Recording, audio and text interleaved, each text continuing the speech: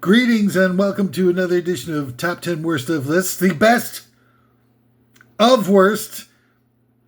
I'm your host for today's odyssey through a wide array of insightful intellectual endowments. My name is, wait a second, I'll get it in a minute, hang on.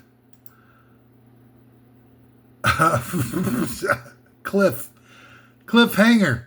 And what an honor it is to be able to be here for this profound top 10 worst of list. Perhaps the most important worst of list. Perhaps the most important top 10 list in the history of everything. My goddamn freaking humid freaking weather's flattening out my dew.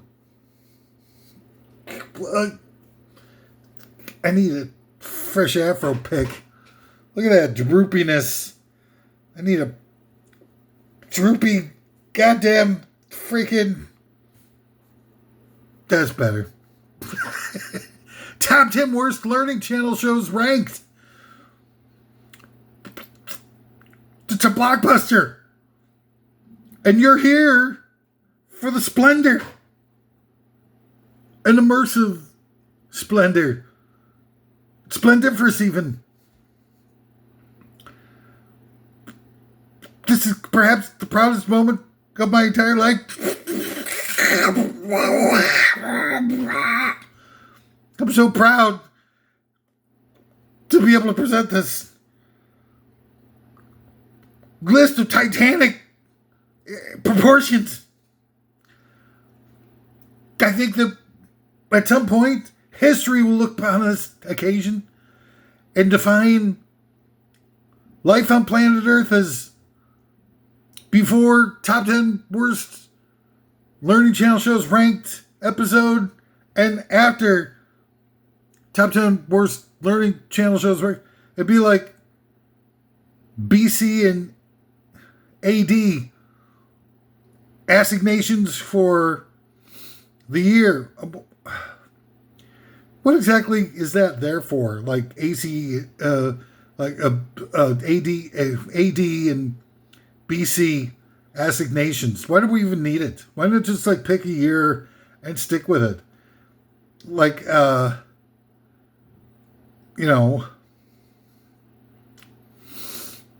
we don't need that stuff to be like delineated based on some sort of religiosity.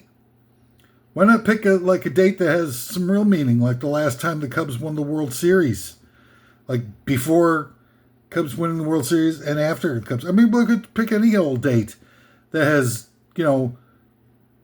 non-denominational relevance for everyone. How about the date that the movie The Usual Suspects was released? Whatever year that was. Or, the discovery of huffable airplane monoglue. But anyway, I digress. Today's list is just, this is going to be prepare to have your life irrevocably changed. We'll never be the same again. It's a combination of the loss of innocence and the profound level of empowerment, all circulating into one vortex of empowerment. I'm so excited for you. I mean, I was thinking about what can I do that has that usual flair, top 10 worst list vibe, flair of creating something that's masterfully hilarious, but also a noodle scratcher that allows you to, one of the few forms of noodle scratching that we're still allowed to do in public. And to have something that consolidates a wide array of experiences into one bundle, under one umbrella. You get, with top 10 worst lists, typically you get fabulous entertainment, You get hilarious comedy. You get insightful, earth-changing statistics and observational elements. You get, themes of a sexualized nature. Don't you? Look, let's just cut out the malarkey and stop playing games. I know that y'all have you're warm for the form. You can't fool me any more than you can fool yourself. You get all that with top 10 worst lists and more. I haven't even gotten into some of the, less obvious, spicy accoutrements that are inherent in each and every episode. 9 daily dose of 9 delicious minerals and vitamins essential for healthiness at top-notch levels. Before we get to the list itself, just a few areas of I'm obligated to enumerate. Number 1, I am perhaps not as in control of my impulse mechanisms as I should be, so I'm excitable, and I will passionate about trying my very best to make the world a better place for having been here. As such, in today's modern day and age, where we're immersed in a world of obfuscation, I think it kind of, going against the flow in today's modern day society is a tricky and dangerous thing. A lot of people really hate independent thought and do everything they possibly can to objectify you as an object worth hating and demonizing. I'm just trying to be honest here, honest as I can. And it's a real shame. Because that almost makes it extinctifies the whole idea of having independent thought to begin with.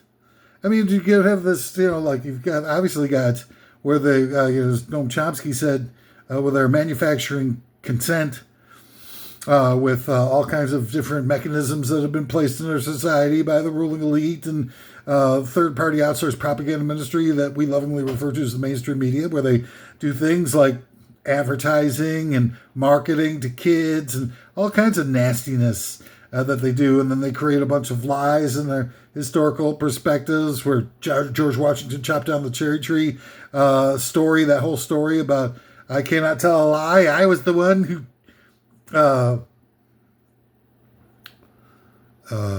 shot JR, or whatever the hell however that goes. And the fact that the whole story is a lie.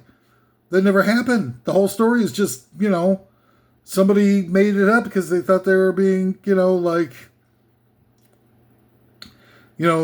very clever boy when they're in the mind control weekly meeting Monday morning in some, underground bunker in a sub-basement below the NSA.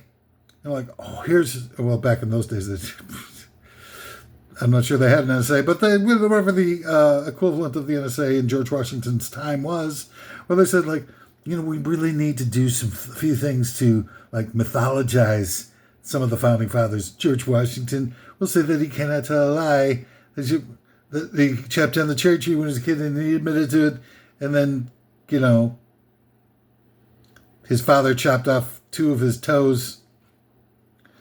But that whole thing was a lie. And just so many other things that were lies, like the Declaration of Independence at the time.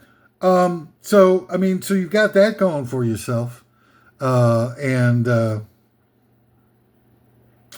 obfuscations, all kinds of nastiness that people do to each other. I'm just trying to get out of that whole cycle of using lies and manipulations. I mean, they even get to the goddamn language where they have a wide array. I mean, who else can really manipulate the entirety of a language other than the ruling elite? And they've used that to great effect, where they've brainwashed us without us even knowing it, with the things like,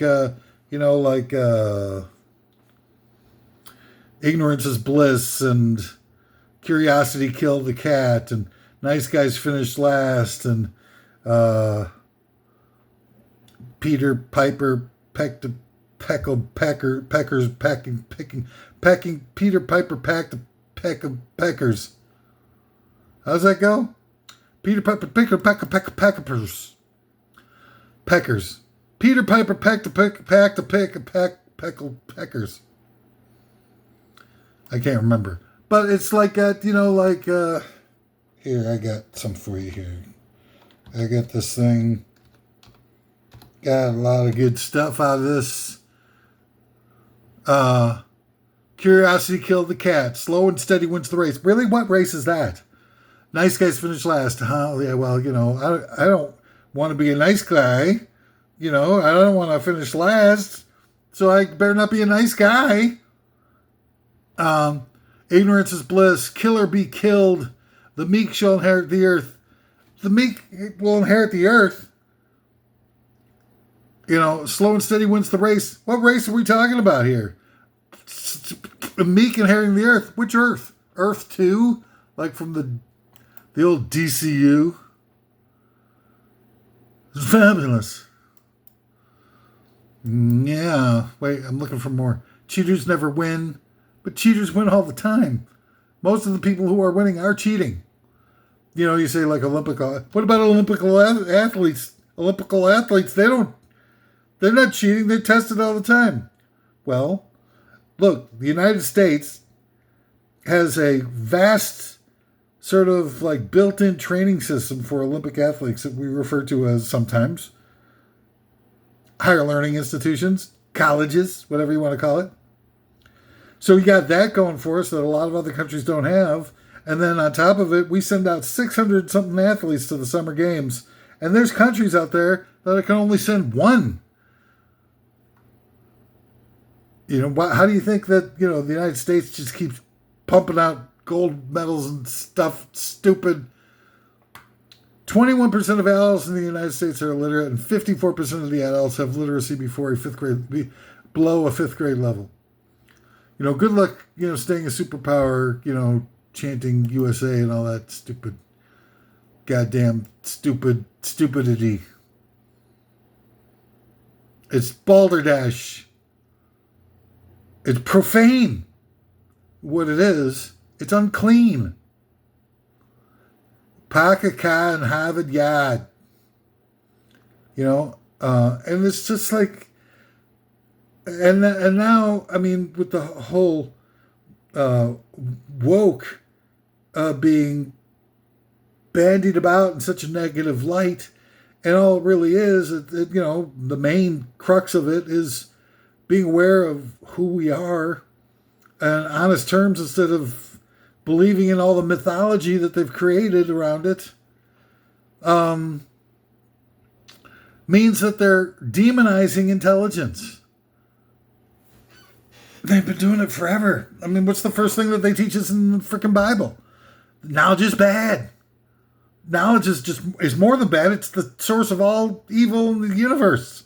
In all of our lives, all suffering is created by the quest for knowledge.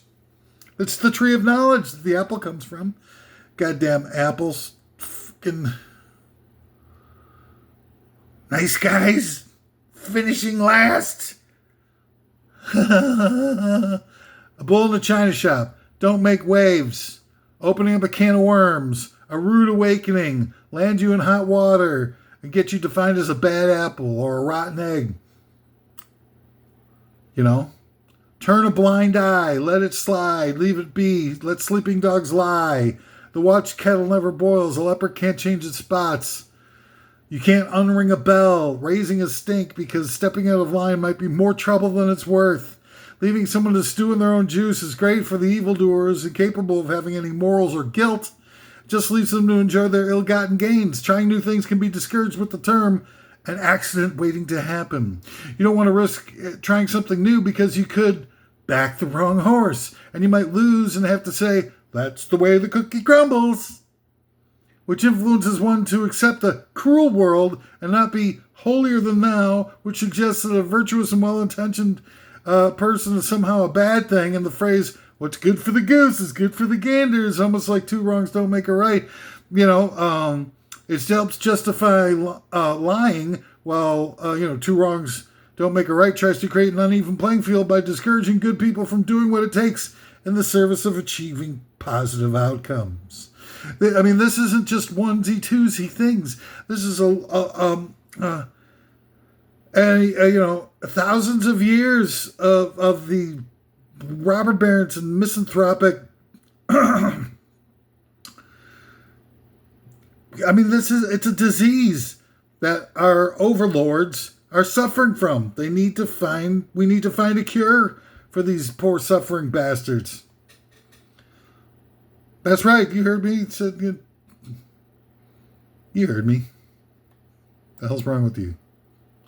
So today we have top 10 worst learning show channels ranked. And before we get to that, just a few of our top sponsors here that's supporting the fine yeoman's work that we're doing here. Top 10 worst of list. From the producers of Training Day, now comes Laundry Day. King Kong's got nothing on my fabric softener sheets. From the producers of Paranormal Activity, it's Normal Activity. Scenes of, family just sitting around doing things and stuff. Browsing on their computers or watching a movie together. It's Normal Activity. And from the producers of Beverly Hills Cop, it's Beverly Hills Mop. Cleaning up crime has never been so easy. It's Beverly Hills Mop. Beverly Hills freaking Mop, God damn it. And from the Cheerios, now comes Fellatio's. I wasn't sure which should I have done that about Cheerios the cereal or SpaghettiOs with mouth-shaped bits of pasta. Fellatio's from makers of SpaghettiOs now come Fellatio's.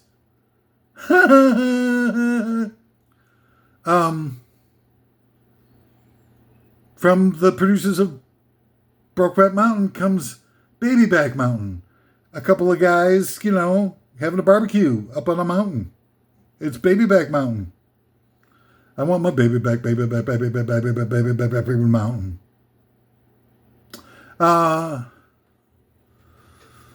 That's it.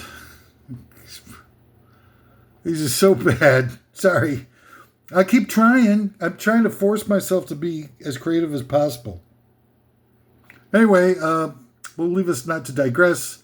There's a big list here. This is an ambitious list. Top 10 worst learning show channels ranked. I kind of figured, why am I spending all this time trying to write comedic material when all you gotta do is look at the learning channel. It's hysterically absurd shows that they've created to pass off as actual shows, and they call themselves the Learning Channel. They got so embarrassed by putting on these shows and still calling themselves the Learning Channel that they shortened the name to TLC, which is the same type of thing that Kentucky Fried Chicken did when they didn't want people to know that their food wasn't made out of chickens anymore.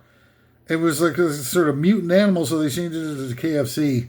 Figuring they'll never catch us now. We've got them fooled. Anyway, top 10 worst saloon chassos ranked. Number 10. And these are actual shows, by the way. I really, the many assertions and tomfooleries that I busy myself with here on top 10 worst ofs. This is actually on the level. So these are actual shows on the Learning Channel.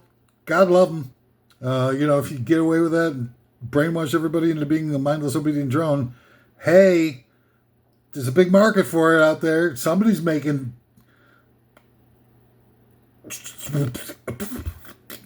some walking around money.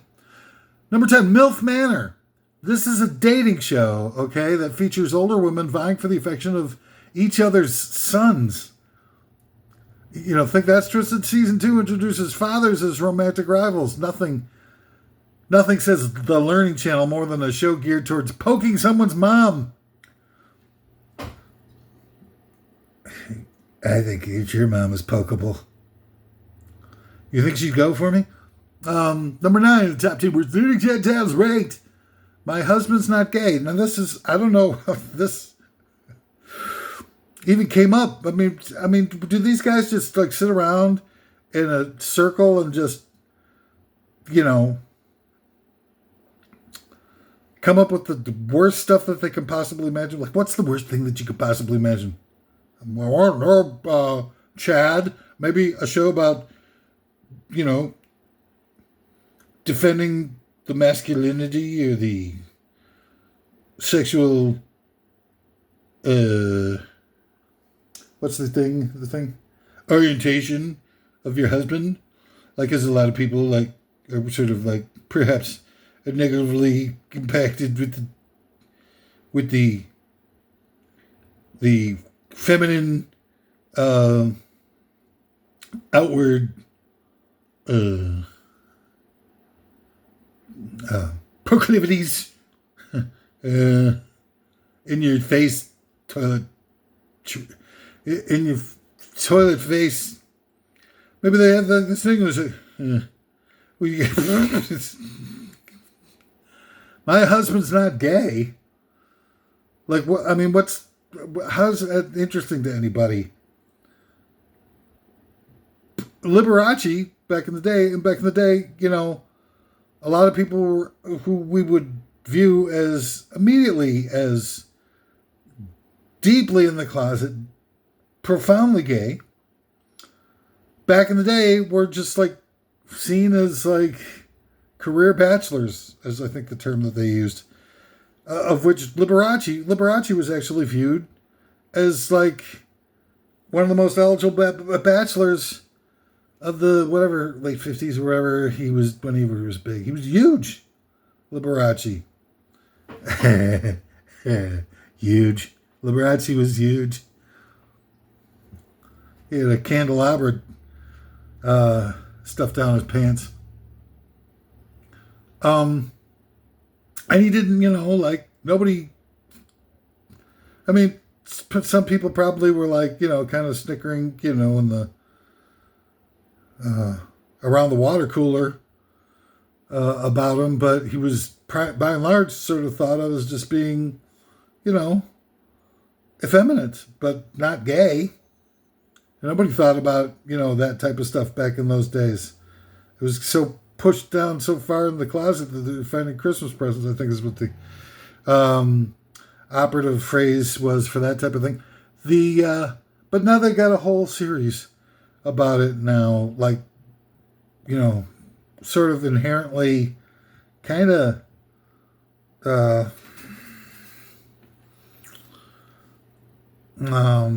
uncouth at best, and inspiration for hate crimes at worst. I mean, who cares what somebody's sexual orientation is? Why build a whole show around it? Like, it's remarkable that somebody, you know, has thoughts of switch hitting or batting for the other team, for that matter. It's no big whoop. Number 8, the top 10 worst learning channel shows ranked. Sister Wives. Now, this isn't your grandma's polygamy. Just, you know, it's just people getting down with various different partners. Personally, I think, you know, this is the wave of the future. I personally believe that marriages, in fact, should be, let's call them a 7-year contract, right? You sign up for marriage for 7 years, and if after 7 years you want to renew the contract, great. And you negotiate the terms saying like, all right, let's do another 3 years. Well, let's re-up for 3 years. And they stay married another 3 years. But if they don't, if they're not down, if either one of them are, you know, it's just done.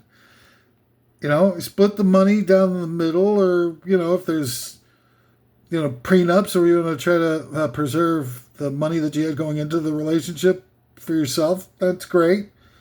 You do that on the front end, but not on the back end when the lawyers can come sniffing around and take a third of everything that you own. And what's the point of that? And I think that's part of why and how they've designed our society to be so rigidly oriented around monogamy, monogamous heterosexual romance is like the only happy ending that they've got in movies, and it's been like that way for like 100 years.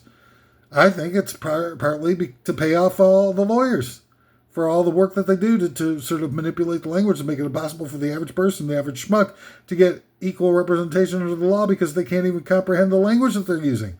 The legalese. That's right. I figured that one out, didn't I? Number 7, the top 10 worst learning shows ranked. Sex sent me to the ER, and the ER sent me to a flop house where I couldn't pay the bills. Now, I did get, I've never been sexed out and maxed out sexually to the point where I've had to go to the ER because of it. I busted my gonad.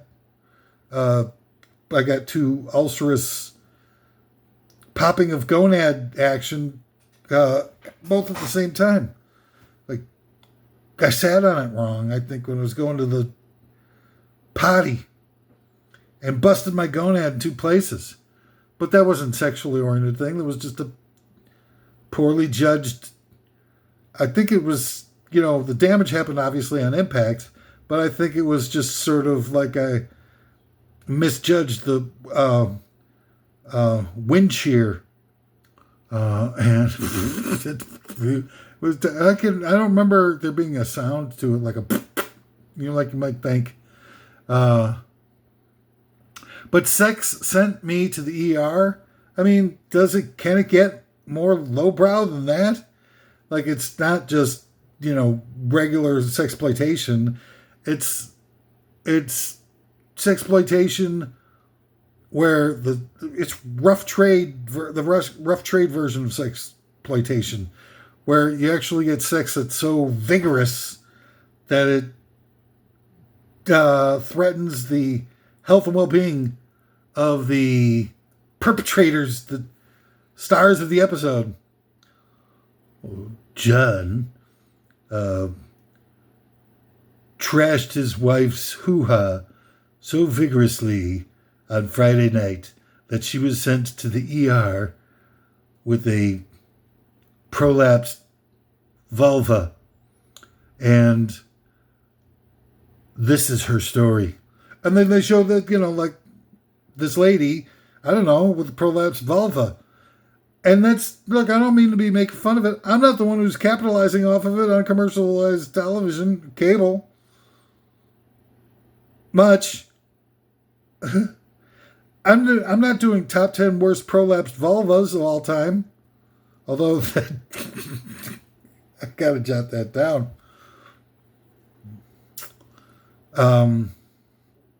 That would be I think it could be a great episode. All right, so anyway, number 6 of the top 10 worst learning shows ranked. God damn it, what the hell's wrong with it? Here comes Honey Boo Boo, because everybody loves a good combination of rednecks and child abuse. Here comes Honey Boo Boo, and she's like, ding, ding, ding, ding. They should have attached a cowbell around her neck. Would have made it a lot funnier of a show. Every show needs more cowbell, right? Number 5 of the top 10 worst learning channel shows ranked. Ooh, I got it right for the first time. Dr. Pimple Popper. Now, somebody, I think, died from Dr. recently who was on the show or got messed up. Bad, real bad. I'd be messed up real bad. Dr. Pimple Popper. You want to watch it on a conventional TV, but get it on 4K. It's worth every job. Dr. Pimple. I never thought that there'd be a world that was as resplendent as ours is today, where those who are out there demanding that their TV shows present the evacuation of pustules as a entertainment theme. I really think that, you know, pimple popping is, should be an Olympic event, personally. And we need to do, a lot more Olympic events that speak to the people, that people can relate to better. Nobody knows how to do the broad jump. A few people, as we learn more every day, are well versed in the jump broads, but the broad jump, not so much. People can, everybody's popped a few pimples, so if you had that as for style points, you could have it for the Olympics, right? And, ping pong, everybody can play ping pong. We know they can play ping pong at the level that they have the Olympics.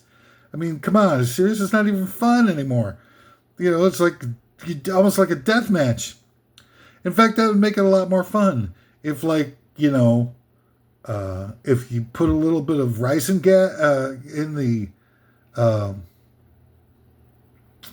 in the ping pong ball, and maybe make it out of a little bit of cheaper, thinner material, so that you don't know at some point, but you figure that, once or twice in every tournament, maybe more, where the ping pong ball would actually crack and dump a bunch of rising gas onto one of the players. You see him, the blood boiling and stuff like that, like Arnold Schwarzenegger when he falls out of the pressurized habitat in not Running Man, the other one with the thing, Translucent Integrity. What's that movie called? Total Recall, or Scrotal Recall, for those of you who are fans of the show Sex Sent Me to the ER. Or, then he starts boiling. You have stuff like that,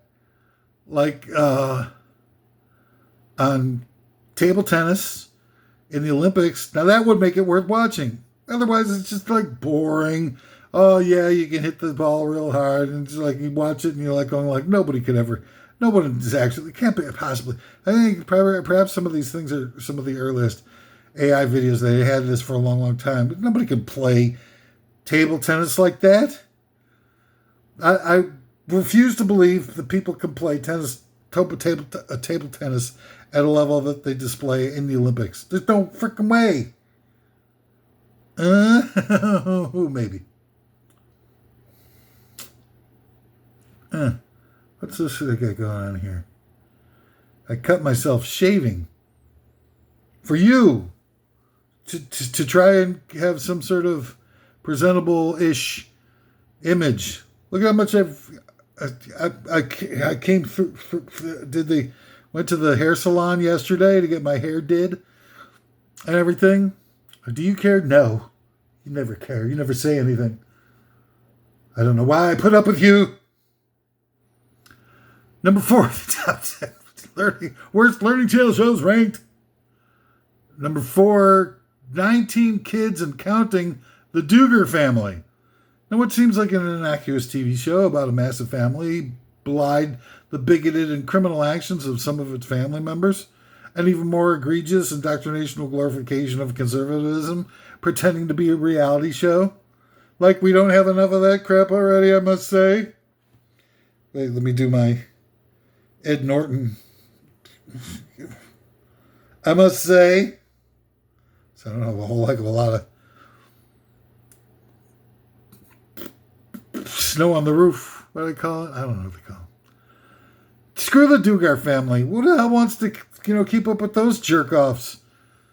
Keep your freaking dingus in your pants, Mr. Duggars.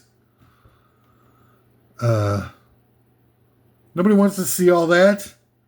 The freaking world is 23,000 people die every day from starvation-related causes, and we got 19 kids and counting for this one bunch of horn dogs.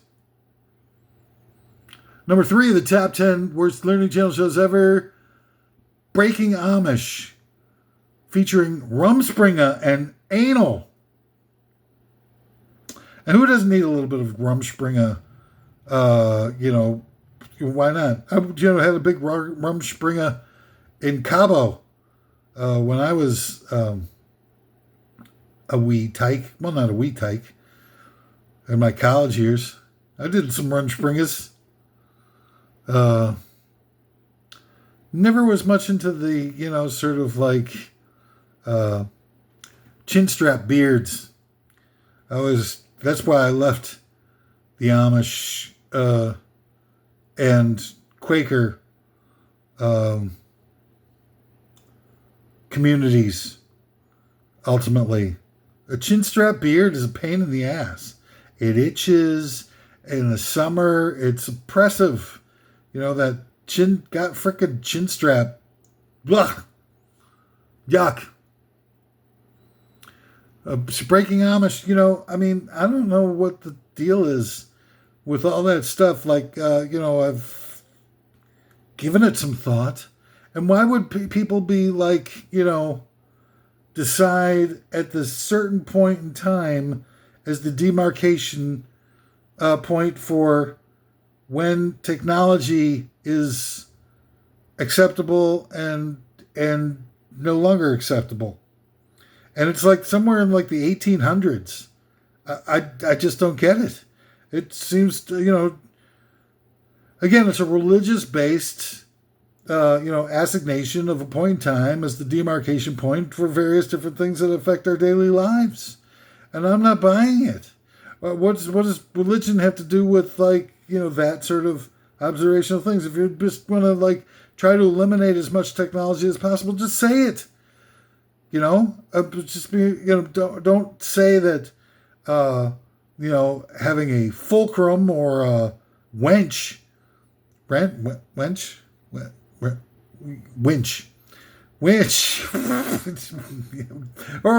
Hey, what the hell? Having a winch is technologically acceptable, or the wheel, and having a iPad is not acceptable. It's the freaking wheel. Is it electrified? Is that what they're scared about? They're scared about electrics. Electrified things make Amish man scared. Is that what it is? Or is it some sort of fear of Ben Franklin or something like that? Did the early Amish have a run-in with Ben Franklin and everything that? Do they also have a fear of almanacs and stuff and other stuff that Ben Franklin did? Didn't Ben Franklin is the first pinup calendar of volunteer firemen? Are Amish scared of pinup calendars of volunteer firemen? Hello? All right, so number 2 of the top 10 worst Learning Channel shows of all time. Best funeral ever. It's pretty morbid, huh? A Texas family ran a funeral home that specializes in specialty-themed funerals. Okay, well, if you're down for stuff like that, I think that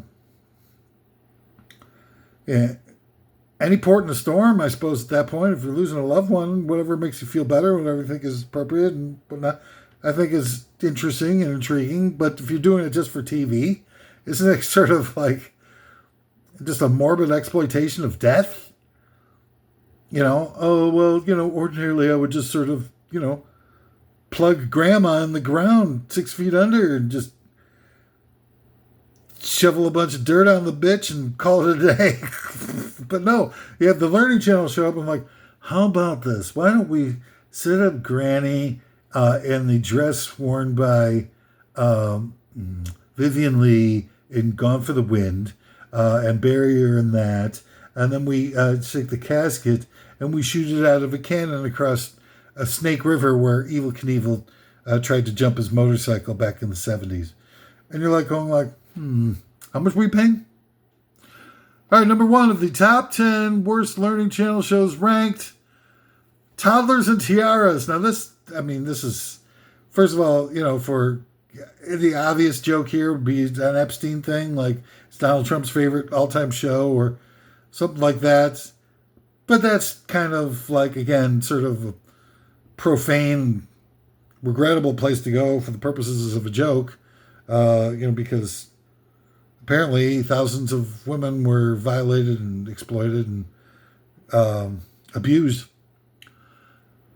But I think, it's also a place where a deep sense of satire might actually help, because, you've got all these people who are like uproariously dedicated to busting Trump on Epstein charges and all kinds of different other offenders and stuff like that, who very clearly, Bill Clinton's got to be one of them. I mean, look at the guys like on a plane with them 100,000 times or something. There's got to be something going on. These people are all slime balls. All these politicians are all slime balls. You know that they were going for. They were down the Bohemian Grove, Eyes Wide Shut, and all that kind of thing. Why do you think Stanley Kubrick dropped dead after Eyes Wide Shut? Hello, maybe. Are you going to? It's not a conspiracy theory anymore. I've renamed them. They're now called reality checks, because the people who are casting aspersions against community service, casting aspersions against community service, casting aspersions against conspiracy theory by doing things like casting aspersions against those who color outside the lines, or make movies called conspiracy theory, where Mel Gibson is shown to be a complete nutcase. Well, with urines in the jars, and who's another? Treat Williams in the movie Things to Do in Denver When You're Dead, conspiracy theory guy. Urine in jars. But they always go for the urine in the jars thing to identify. It's like having Morgan Freeman as president was it the joke? I can't remember the show. They're saying, how are we going to tell if a movie plot is taking place in the future? As Morgan Freeman is depicted as president, but now I guess Obama is the one that ruined it. Thanks, Obama, for actually becoming a black president of the most racist country in history. But so now we can't have a future defined as being portrayed as the future in a movie by having Morgan Freeman being president because of Obama. But the fact is that, Toddlers and Tiaras and Epstein and everything like that is just such a tiny piece of the overall big picture puzzle of why Americans are so sexually abusive, because the 33 states in the United States out of the 50 have legalized child brides, where you can marry kids, as early as like whatever's clever in some states.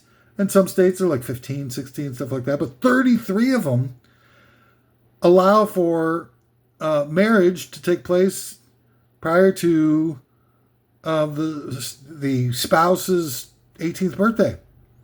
So this is a massive. I mean, you figure that, if it wasn't like people utilizing that, they would have gotten it off the books at some point. So somebody's protecting that privilege in 33 states. And every 9 minutes, a child is sexually abused in this country. It's much more widespread than just Epstein, is what I'm trying to say.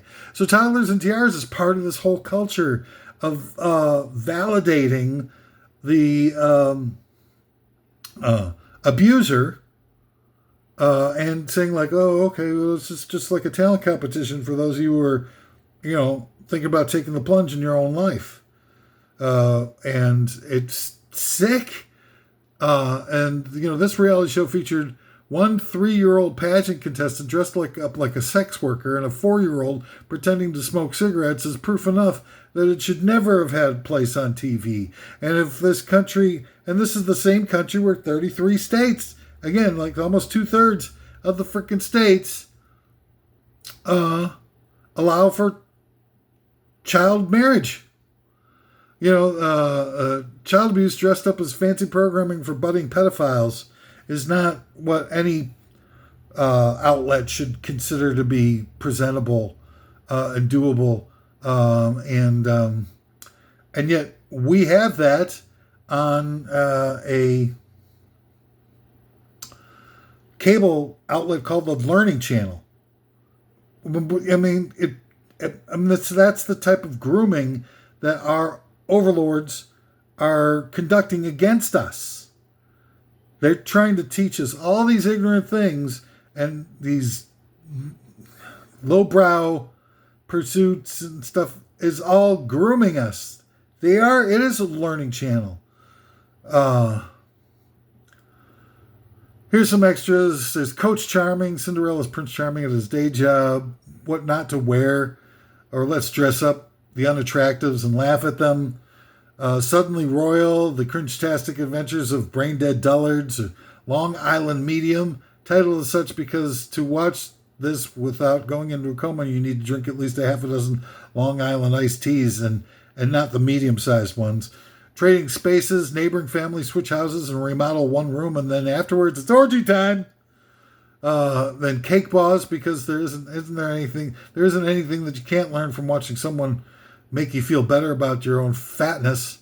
Creating a premium dessert.